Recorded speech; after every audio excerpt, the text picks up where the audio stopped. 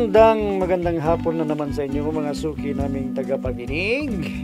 Narito na naman po ang inyong lingkod, Kuya Peles. At ako pong muli ay inyong makakasama sa loob ng kalahating oras. At syempre kasama pa rin natin mga kaibigan ang ating mga artista sa radyo na siyang nagbibigay buhay sa ating mga napipiling liham sa araw-araw. At ang liham nating napili mga kaibigan ay galing sa isa nating masugid na taga-subaybay at siya po ay itago lamang natin sa pangalang Diana. Bueno, basahin na natin ang liham ni Diana. Dear Kuya Peles, isa po ako kuya sa mga masugid ninyong taga-subaybay sa inyong malawakang programa sa radyo. At hindi ko sukat akalain kuya, dahil sa pakikinig ko sa inyo ay magkakaroon din pala ako ng problema sa buhay. Itago na lamang po ninyo ako sa pangalang Diana, 32 taong gulang, at may anak po akong isa. Para malinaw sa inyo kuya, ganito po nagumpisa ang aking problema, Kuya Peles.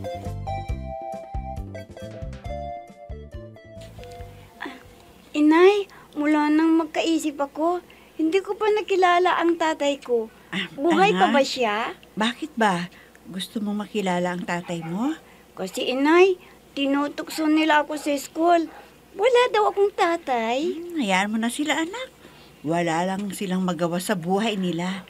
Sino ba talaga ang tatay ko, inay? Di ba sinabi ko na sa'yo na iniwan na tayo ng tatay mo? Bakit niya tayo iniwan? Pwede ba? Huwag ka nang magtanong. Basta wala ng tatay mo. Akala ko pa naman, magkikilala ko ng tatay ko. Ay, naku anak. Alam mo ba, walang kwentang tatay yung ama mo. Kaya wag mo na siyang hanapin. Gusto ko lang naman siyang makilala, inay. Para ano pa? Hindi na kailangan. Kahit makita ko lang siya, ayos na yun, inay. Bakit ba ang tigas ng ulo mo, ha? Inay. Kapag sinabi kong hindi pwede, ha? Huwag matigas ang ulo mo! Opo, inay. Pasensya na po kayo. Sige na. Maligo ka na. At pupunta tayo sa lola mo.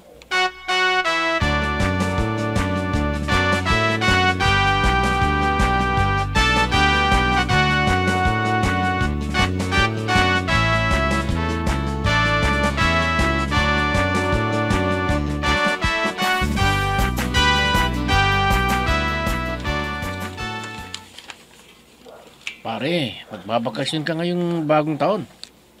Oo pare. Para makita ko naman ang pamilya ko. Ako din pare, doon din ako magbabagong taon sa probinsya namin. Ay naku, hirap talaga ng sitwasyon ko ngayon pare. Bakit mo naman nasabi yan pare? Mula nang malaman ni Mrs. na may anak ko sa iba, halos hindi ko na masuportan yung anak ko. Kay Diana. Ikaw naman kasi pare. Sinabi ko naman sa'yo noon na huwag mo nang patulan si Diana. Pinilit mo pa rin. Ano magagawa ko? Andyan na yan pare. Wala na akong magagawa. Kesa naman kawawa ang anak mo kay Diana. Ilang taon na ba siya? 12 taon na siya pare ngayon. Tignan mo yan. Ang bilis ng panahon. Wala nang magkakilala kay ni Diana. Nagsisisi nga ako eh. Kawawa ko yung anak ko. Alam mo pare, kung sinabi mo lang sana na may pamilya ka na, hindi na sana pumatol sa'yo si Diana. Paano naman kasi? Kumagat ka agad eh. Lalaki lang tayo pare. Kahit na. Inisip mo na lang sana ang asawa at anak mo. Babawi ako pag-uwi ko. Ngayong bagong taon pare. Pero ang mahirap yan pare, baka malaman ng misis mo, delikado ka. Yun ang isang iniisip ko pare. Kung paano ko sila kakatagpuin.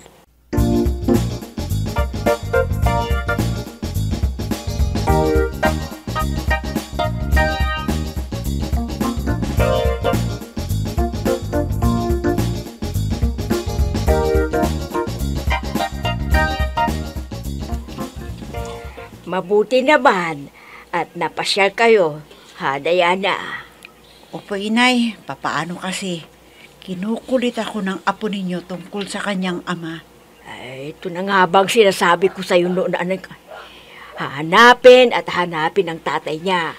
Kaya nga po, inay, kung ano-ano na ang dinadahilan ko kay Sheena. Ay, hindi mo rin masisisi ang anak mo, anak. Siyempre, hahanapin at hanapin niya ang tatay niya. Malaki na siya eh. Inay, anong gagawin ko? Ewan ko sa'yo. Ano bang usapan ninyo ng tatay niya? Ang tagal na kaming hindi nagkausap, inay. Matagal na.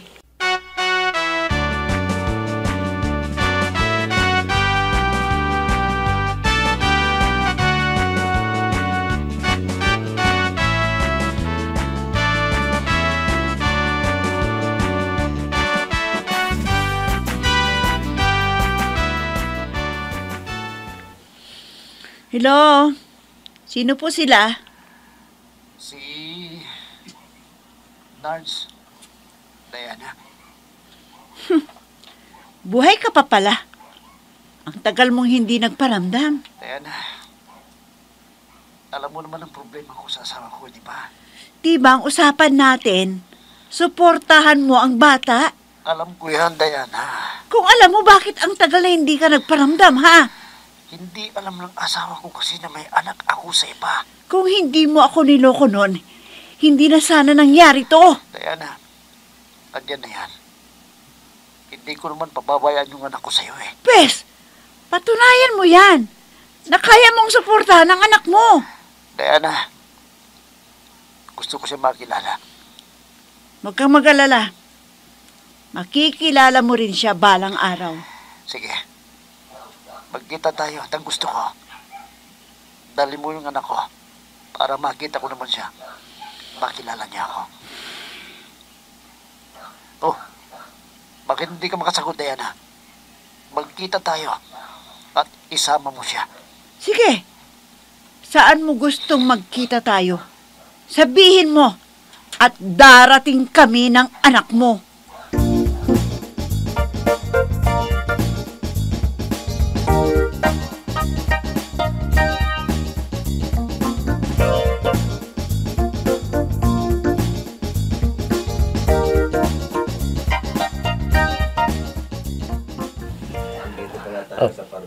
Siya ba yung anak natin, Diana? Oo, siya. Si Sheena. Anak, di ba gusto mong makilala ang tatay mo? Ito na siya, oh. Siya po bang tatay ko, inay? Oo, anak. Siya ang tatay mo. Anak, ang laki-laki mo na pala. At ang ganda mo. Mana ka sa nanay mo. Kayo pala itay ko. Gwapo pala kayo. Bakit ngayon lamang kita nakita? Sabi ni inay, hindi niya alam kung nasaan ka. Iniwan mo daw kami. Anak, hindi totoo yan. May problema lang kasi, anak. Kaya hindi pwede na makasama ko kayo ng inay mo. Bakit itay? Anak, sige na. Magpaalam ka na at aalis na tayo. Sige na, anak. Sa susunod ulit, Diana, ito yung para sa inyo ng anak mo. Babawin ako sa inyo. Sige na, sa susunod ulit.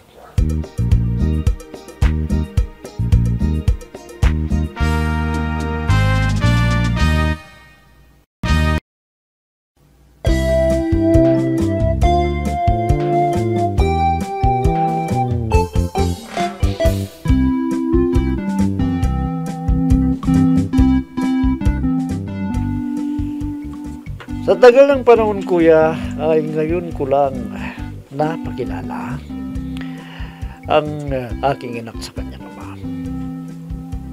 Mayroon ng ibang pamilya si Mac, kaya hindi na pwede, kuya, na magkaroon kami ng relasyon din. Tama na, kuya, nagkamali ako sa kanya. At napalaki ko na ang aming anak na wala siyang suporta.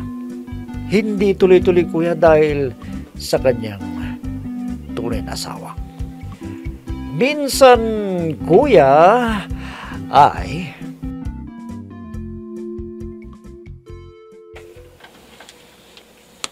Hoy, malaking problema yung pinasok mo.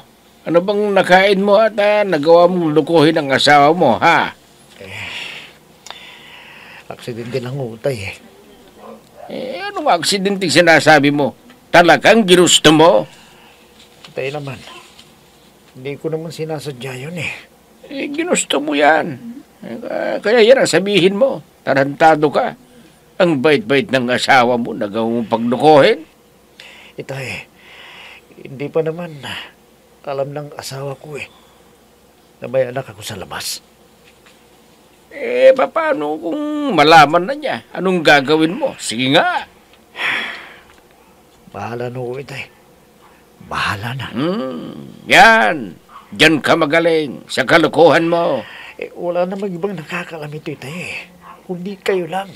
At yung kaibigan ko. Paano kung ipagkalat ng kaibigan mo? Ha? Paano?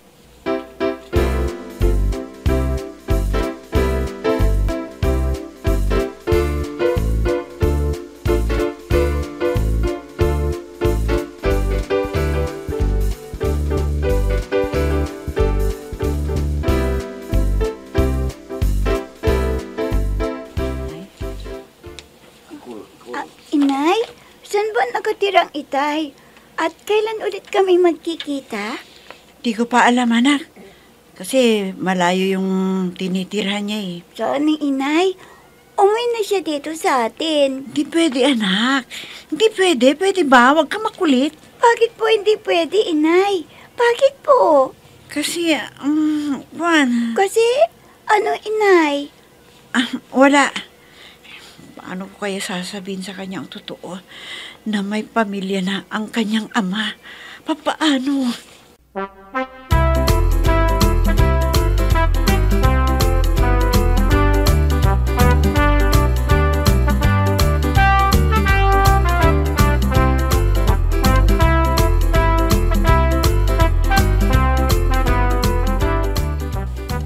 Kumusta pare?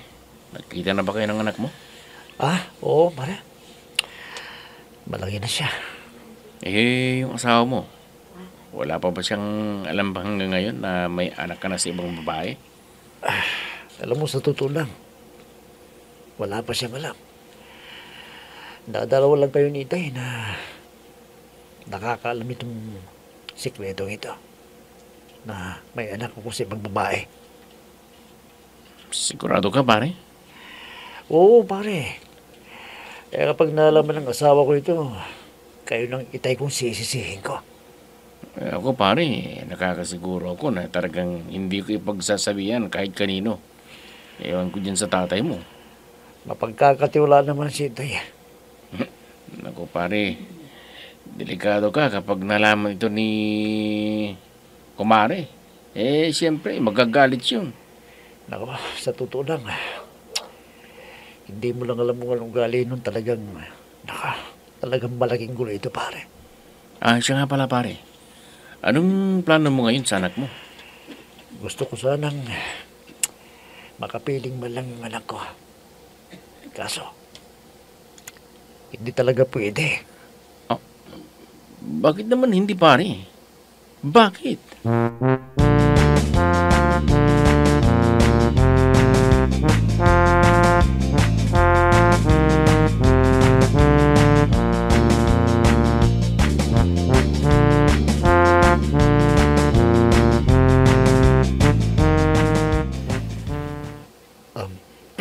Diana, sana naman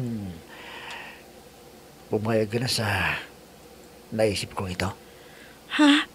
Bakit? Kung papayag ka, isasama ko na kayo sa Maynila. At ihahanap ko kayo ng maupahan doon para sa inyong mag-ina. Mahirap yung sinasabi mo, Nards. Paano kung matuntun tayo ng asawa mo? At isa pa, sinong kasama ni Inay sa bahay namin? E di, isama mo na siya. Walang problema naman sa akin yan. Sama mo. Pero para sa akin, mahirap yung iniisip mo. Pwede tayong makulong sa binabalak mong yan. Ang layo na ng Maynila. Dito sa probinsya na tinitirahan natin. Kahit na. Mas mabuti na yung sigurado. Diana, gusto kong makapiling yung anak natin. Matagal ng panahon na hindi kami nagkasama. May mga anak ka naman sa asawa mo ah. Ewan ko ba, Diana? Sabik na ako sa ating anak na si Sina. Na makasama ko kayo. Kaya pumayag ka na. Pumayag ka na sa gusto kong mangyari. Di ko pa alam, Nards. Di ko pa alam. Alam mo, doon ay masusubaybayan kong paglaki ng anak natin. At tuloy, makabawi ako sa inyo. Sige na, Diana. Pumayag ka na.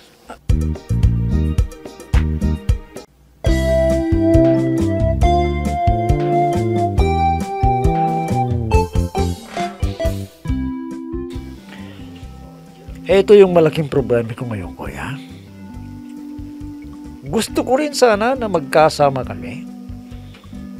Pero, ang inaalala ko, kuya, baka malaman ng asawa ni Nards na binabahay niya kami dito sa Manila. Gustong gusto ko, kuya, dahil sabik na din si Sina na makasama ang kanyang ama. Ang problema, kuya, yung asawa ni Nards, may anak na rin siya sa asawa niya na 2.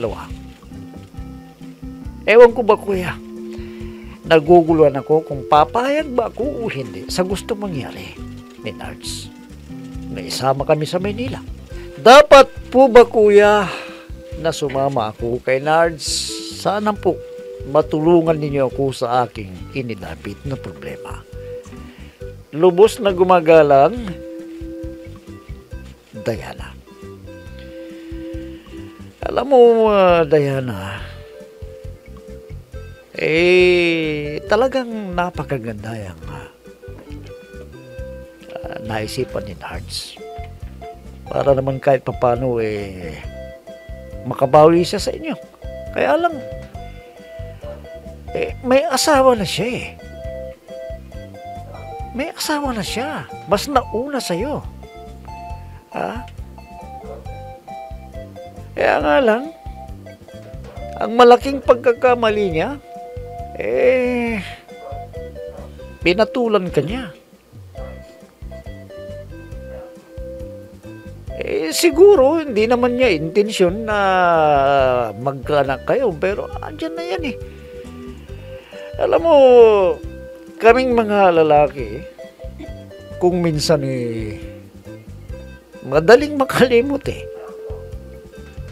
Kahit na may asawa na, kapag nakakita ng alam mo na, yung ibig kong sabihin, yung mga medyo sariwa po, maganda, sabi talaga, ewan ko ba, pero maraming nangyayaring ganyan. Madaling matukso ang lalaki kaysa babae. Kagaya niyan. Siguro nagandaan siya sa'yo. Hindi naman niya intensyon na sirain ang buhay mo, pero sabi ko nga, nandyan na yan. Nagkaroon kayo ng relasyon. At ang masakit pa nito, nagbunga yung ginawa ninyo. Bagamat masakit, na may anak siya sa'yo, pero ang kagandahan yan, hindi niya kayo pinababayaan. Medyo malaki na yung anak ninyo . May magdadalaga na yan. 12 taon na. Pero mas panganay pa yung anak ni Nards sa asawa niya. Mas panganay pa dyan sa anak ninyo. Siguro, kaya kayong suportahan. Bakit niya sinasabi sa'yo na isama ka sa Maynila? At gusto kayong makasama. Pero mahirap niyan. Walang lihim na hindi nabubunyag. Tandaan mo yan, Diana. Malaking gulo yan kapag nalaman ng asawa ni Nards na binabahay ka pala at may anak kayo. Napakasakit sa isang asawa na malaman niya na may kinakasamang ibang asawa. Masakit yan. Kaya mag-isip kang mabuti, Diana. Kung pwede lang sana, suportahan yung anak mo. Huwag na lang yung isama kayo sa Maynila dahil malaking gulo yan. Alam ba kung talagang gusto niyang suportahan ng anak ninyo, pwede ka niyang padalahan. O pag-aaral ng anak ninyo, tama na yan siguro. Hindi yung ibabahay ka at magsasama kayo muli. Mas malaking problema ang kakaharapin mo, Diana. Naiintindihan mo ba? Bueno, yan na lamang sigurong masasabi ko. Naway kahit papano ay naliwanagan ang nalalabuan mong pag-iisip, Diana. Mag-isip kang mabuti. Nang sa ganon, hindi na pagmulan ng isa pang mas malaking problema na darating sa iyo. Bueno, yan lamang siguro masasabi ko sa iyo, Diana, at naway kahit papaano ay napayuhan kita sa iyong nilapit na problema. Hanggang bukas na muli mga kaibigan, muli po ninyong abangan at pakinggan ang programa Peles at your service.